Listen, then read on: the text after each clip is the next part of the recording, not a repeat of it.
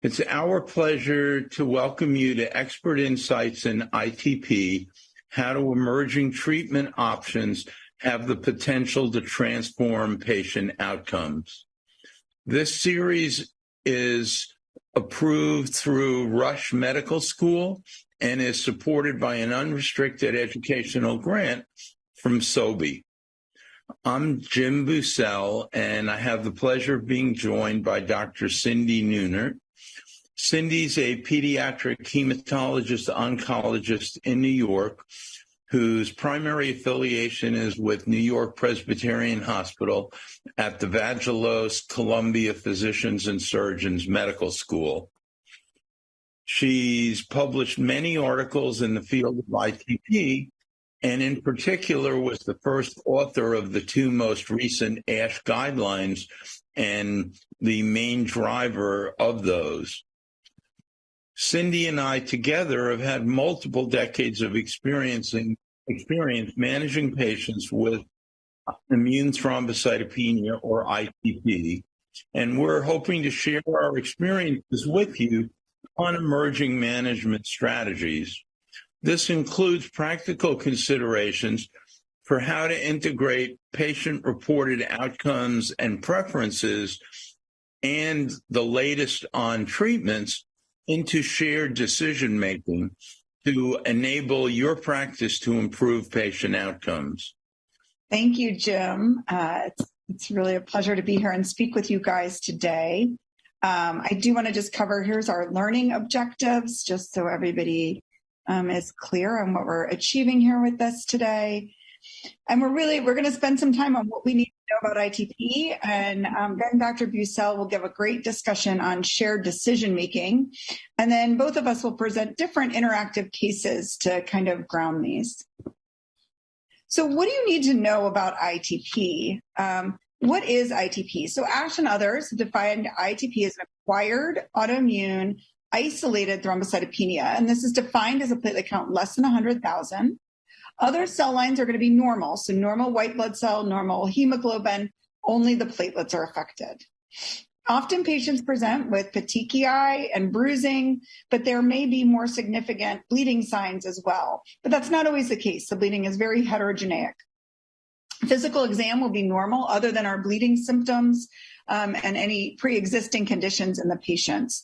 But in particular, we want to pay attention to things like hepatosplenomegaly or lymphadenopathy, things that might kind of send us in a different direction with our diagnosis. So our first question is, we have two young adults that present to the ED with bruising, petechiae, and nosebleeds. So what diagnosis do we suspect? A, ITP, B, leukemia, C, henoxylum purpura, D, sepsis, von Willebrand, or E, we need more information. So I think we got a wide choice here. We do. We're waiting to see what polls come in. Let's see what people think. We've still got a few respondents coming in here. So everybody's in. So we have a few votes for ITP, which is a smart call given that we're doing a talk on ITP. But actually, Dr. Bussel is correct. We really need more information. That's what the majority of people picked, now coming up to 75%. So while this is a talk specific to ITP, in this particular case, we just need a little bit more information. So here's our two adults side by side. They're both young adults. They both have thrombocytopenia. Neither has any past medical history to explain their symptoms. They're not taking any medications. But on our left, we have a patient who has leukemia. On our right, we have a patient who has ITP. So very little can distinguish these two patients if we just were focused on that platelet count and the bleeding symptoms. But if we look further, we see that the leukemia patient actually had blast on their peripheral blood smear. They did flow cytometry that really determined the type and lineage of the leukemia by early evening. That patient was admitted to the hospital, underwent a bone marrow biopsy, flow cytometry, and additional studies, and began supportive care while really awaiting the true diagnosis to initiate chemotherapy under the right pathway. And they find out what type he has, and after 2 weeks, he's starting to not feel so good, but he asks, can I just stop taking these steroids?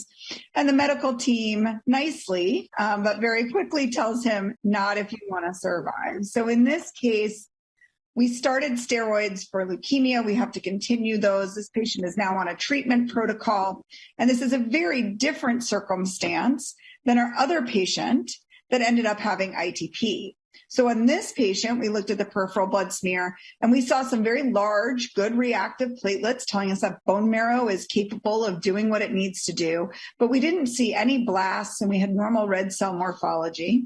Our hemoglobin and white count were normal. There was no hepatosplenomegaly or lymphadenopathy. We didn't actually even do any other testing because we decided that the patient was stable and that this was a diagnosis of ITP.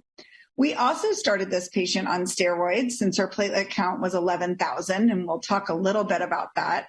But we started her on steroids, and she'll be, kind of tapered off those, and we'll see how she does. She is not admitted to the hospital, and she's asked to come back and see a hematologist promptly. So both patients got steroids, but for very clearly different indications and for different durations and different reasons. Our ITP patient is advised that intracranial hemorrhage may occur and to avoid any trauma, infections, and NSAIDs, and to go home, but not to worry. This is something very common, right? You may have a significant bleeding event, but don't worry about it. After 2 weeks, she also feels miserable being on these steroids and asks if she can stop. And after a discussion about the pros and cons, the medical team decides to rapidly taper her prednisone. So in her case, her bringing up how she felt on the steroids really led to a change in her treatment plan and engaging in that conversation with her physicians. The patient and her husband discuss ongoing management with their hematologist with key issues being at what platelet count is treatment going to be warranted going forward? How do you choose the right treatment? There's so many. What are the risks if they decide to have another child? And can the patient continue to work as normal? So let's get into a little of these. So we first have to start by defining the thrombocytopenia. So is this ITP from isolated thrombocytopenia, or is this some other form? It's important to differentiate ITP from other inherited thrombocytopenias, bone marrow failures, MDS, chronic infections. We need to make sure that we explore these. We also want to be doing a really good detailed history to understand, is this ITP that's seemingly primary, meaning not related to an underlying condition, or is there something else that's a driver behind this, some other immune deficiency, lymphoproliferation, or infection, or something more autoimmune? And if we treat that underlying condition, we'll not actually treat the ITP as well. And then how do we categorize this patient's ITP in terms of, when we categorize primary ITP, we talk about newly diagnosed ITP in the first 3 months, persistent is 3 to 12, and then chronic ITP really we reserve for patients that have had ITP for greater than 12 months. So again, primary ITP, isolated thrombocytopenia, less than 100,000. Secondary is associated with other disorders, many of which we talked about and are shown here. So when we make our diagnosis, it's really still a diagnosis of exclusion. We have to rule out alternative causes of the thrombocytopenia, but we don't have really any robust clinical or laboratory findings like say 100% this is ITP. It is a diagnosis of exclusion. The only things that have really been common across different guidelines is the CBC, the blood film, and then initial HIV and hepatitis C testing. The remainder are things that are either going to be patient dependent, or we might do prior to other therapies or down the road in individual patients.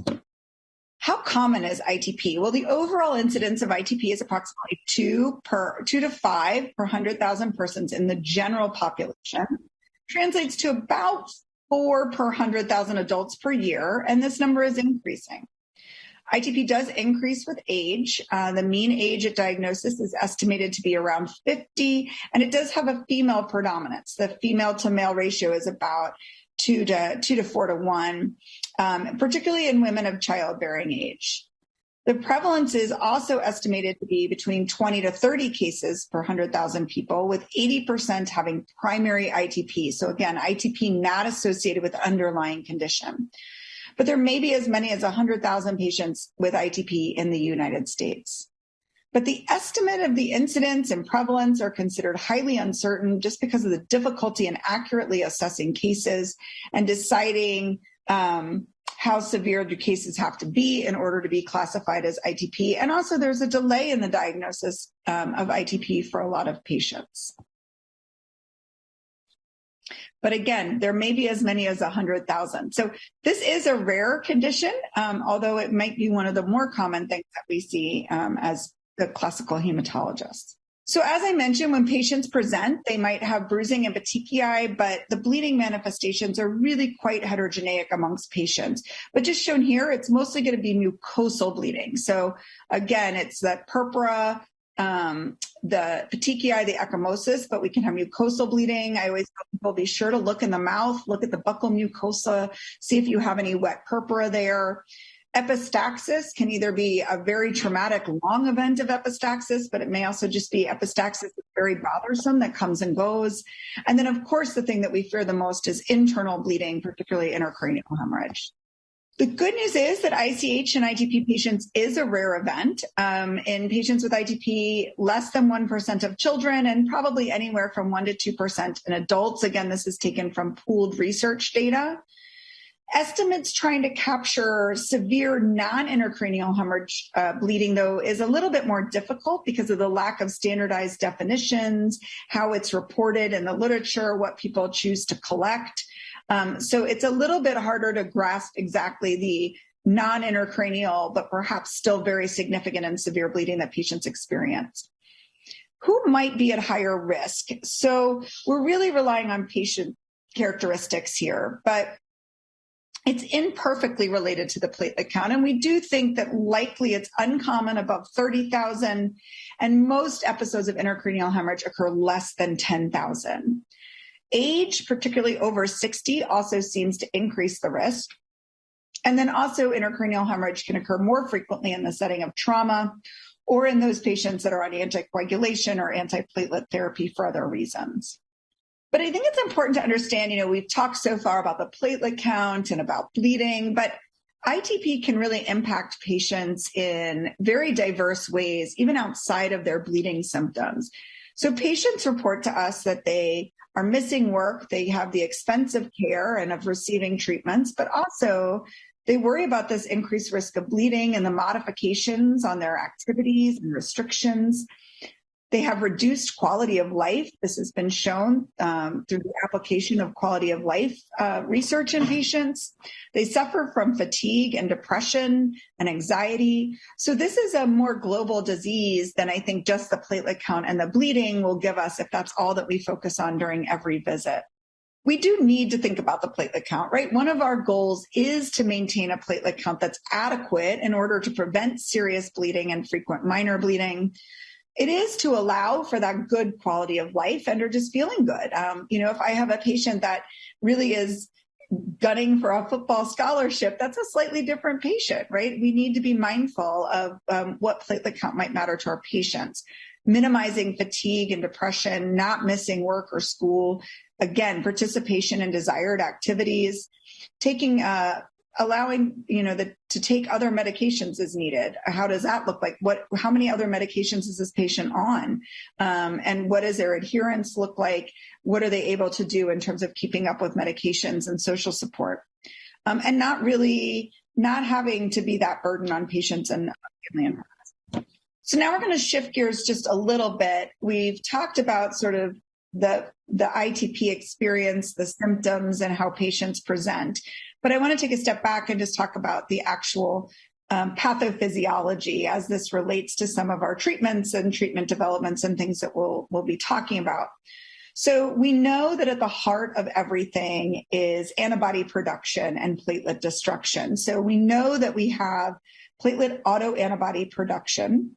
These antibodies are attaching to glycoproteins on the platelet surface. Those platelets then encounter the FC receptors and the macrophages, and they get uptaken. But we also know that we have these antibodies reacting on the surface of the megakaryocytes, leading to decreased platelet production. And all of this understanding of the pathophysiology, of which this is a rather simplified schema. But all of this understanding has led to the developments of our therapies over time, going back as far as classical splenectomy, which just removed the site of platelet destruction, to the advent of rituximab, which was targeting the B cell population, to now the newer therapies, such as the TPO receptor agonists that actually stimulate platelet production. So as we've gained knowledge in pathophysiology, we've been able to match that to advancements in our treatment. But at the core of it, at the crux of it, is loss of tolerance to self with a generation of platelet autoantibodies. So again, here's our treatments, and we're going to highlight a few. So we have corticosteroids, either dexamethasone or prednisone, and IVIG. These are some of our initial treatments. We have subsequent treatment options. Again, we talked just briefly on the last slide about rituximab and the TPO receptors. We have the historic splenectomy, and then fostamatinib is sort of a newer agent that also prevents that macrophage conformational change. We have several other therapies shown here under salvage treatments. Many of these are considered third-line treatments, although depending upon access to medications, they may actually be utilized as a second line. And then we have emerging treatments. This is, in my mind, kind of the exciting place of where we're going with ITP. So in conclusion, ITP is not a simple disease. It is common and heterogeneous with accelerated platelet destruction and or impaired production. Which laboratory tests to obtain will really vary on the clinical suspicion in the individual patient. But the things that are certain are that we need that CBC, that differential, a good look at the peripheral blood smear, and at least testing for HIV and hepatitis C. Many treatments are available, allowing for a wide range of choices when treatment is needed. And individual patients are going to have different needs, desires, tolerances, requiring a lot of shared decision-making, which I'm excited is going to be a topic coming up. And then treatment choices can be complicated because we don't have good biomarkers or comparative trials or curative options. And so sometimes it really is about sitting down and individualizing the treatment plan. So thank you.